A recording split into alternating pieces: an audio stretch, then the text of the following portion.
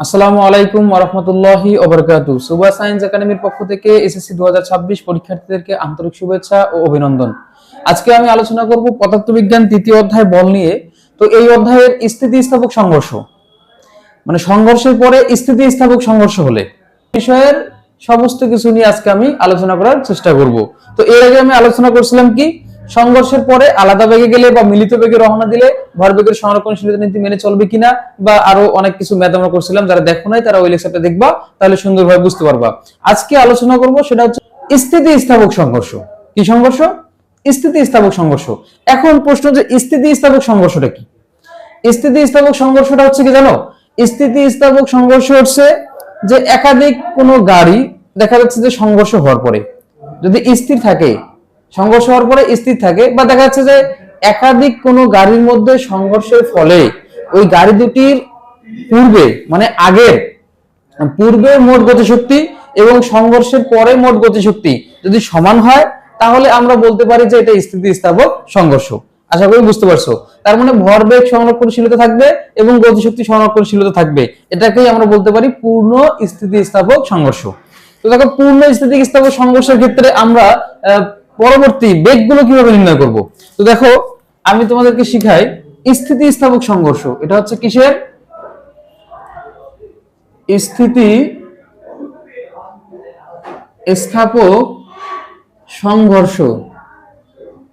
স্থিতিস্থাপক সংঘর্ষ। আচ্ছা দেখো, ধরো এখানে দুটো গাড়ি নিলাম, যে একটা হচ্ছে কি M1 ভরের আর একটা হচ্ছে M2 ভরের।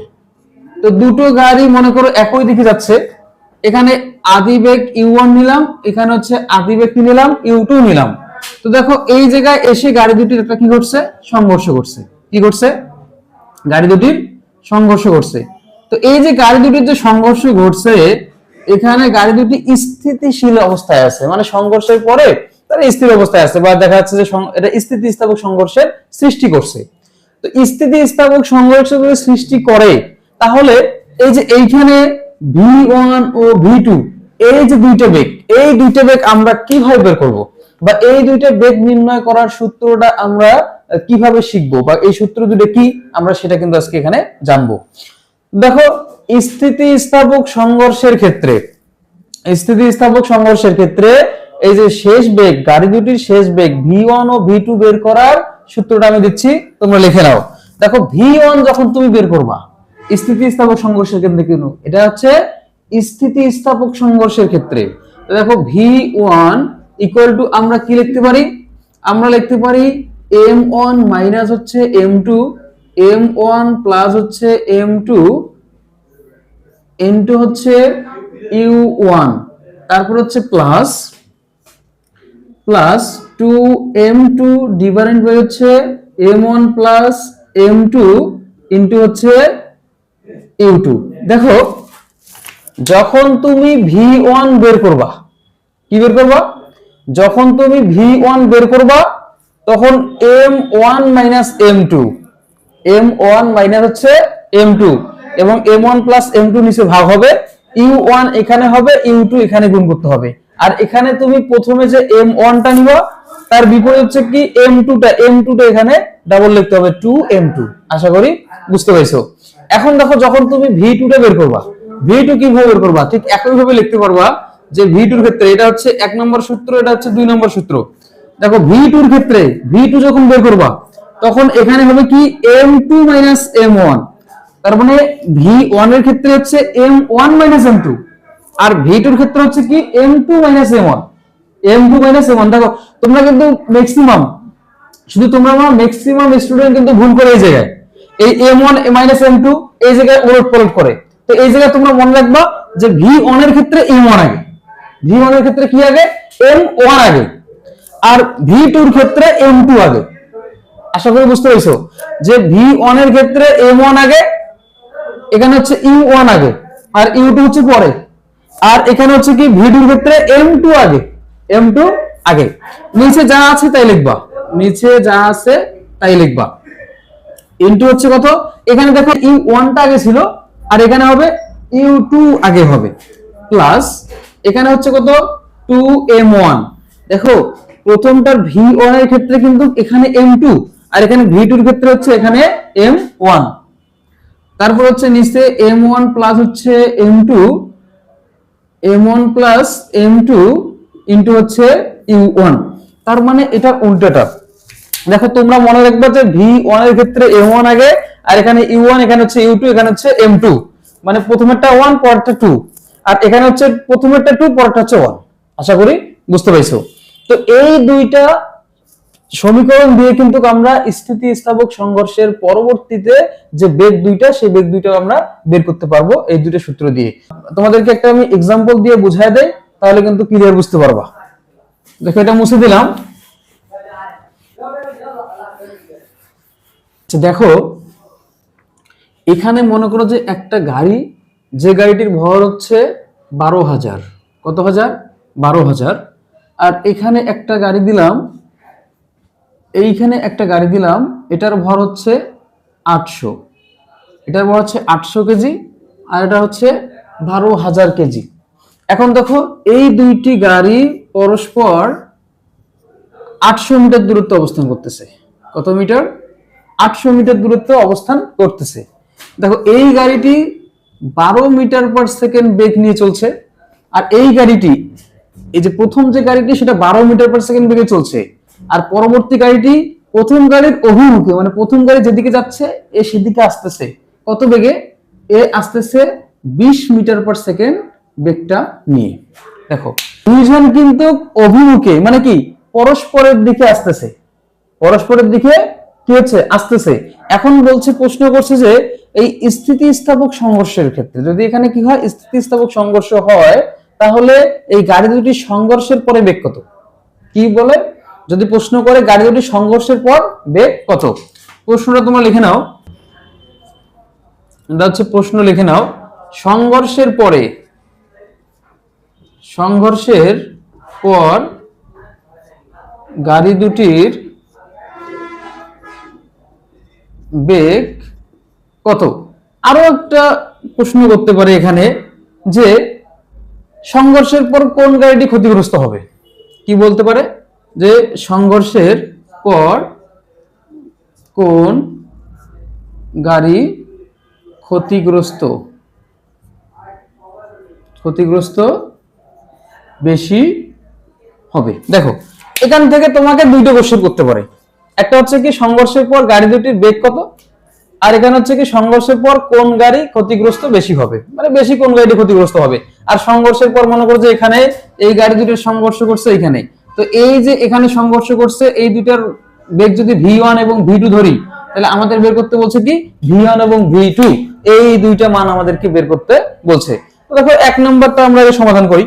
এক নম্বরটা, তো এক নম্বরটা দেখো কি কি দেওয়া আছে, তোমরা লিখে নাও সমাধান। দেখো এক নম্বরটার ক্ষেত্রে যেগুলো দেওয়া আছে সেগুলো এখানে লেখো। কি দেওয়া আছে এখানে? এখানে প্রথম গাড়িটির ভর হচ্ছে কত? M1 ইকুয়াল টু হচ্ছে 12,000 এত কেজি। দ্বিতীয় গাড়ির ভরটা হচ্ছে কত? M2 ইকুয়াল টু হচ্ছে 800 কেজি। প্রথম গাড়িটি কত বেগে গেছে? U1 ইকুয়াল টু হচ্ছে 12 মিটার পার সেকেন্ড বেগে গেছে। আর দ্বিতীয় গাড়িটি কত বেগে গেছে? U2 ইকুয়াল টু হচ্ছে 20 মিটার পার সেকেন্ড। এখন দেখো আমাদের বের করতে বলছে V1 ও V2, তা আগে V1 টা বের করি, তারপর V2। তাহলে আমরা V2 এখানে বের করব, যে V2 এর মানটা আমাদের কি করতে হবে? বের করতে হবে। তাহলে আমরা যেন একটু আগে কি সূত্রটা জানলাম? আমরা আগে একটু সূত্র জানলাম যে আমরা জানি যে V1 ইকুয়াল টু হচ্ছে M1 মাইনাস M2। V1 এর ক্ষেত্রে M1 আগে, এখানে হচ্ছে M1 প্লাস হচ্ছে M2 ইনটু হচ্ছে U1 প্লাস হচ্ছে এখানে 2M2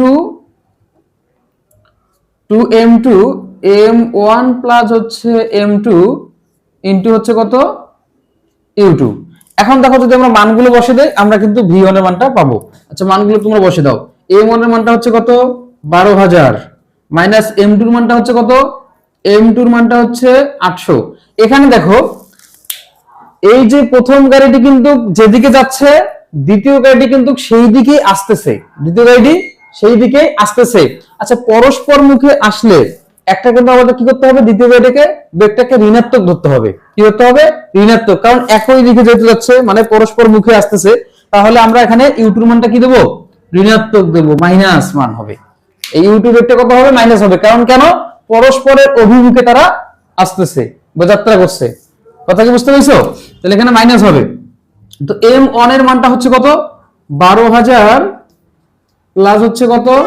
800। এখানে U1 এর মানটা আমাদের হচ্ছে 12 প্লাস এখানে 2, M2 এর মানটা হচ্ছে কত? 800। এখানে U2 এর মানটা হচ্ছে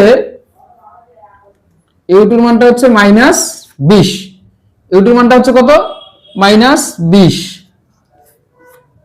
নিচে হচ্ছে কত? 12,000 প্লাস হচ্ছে 800।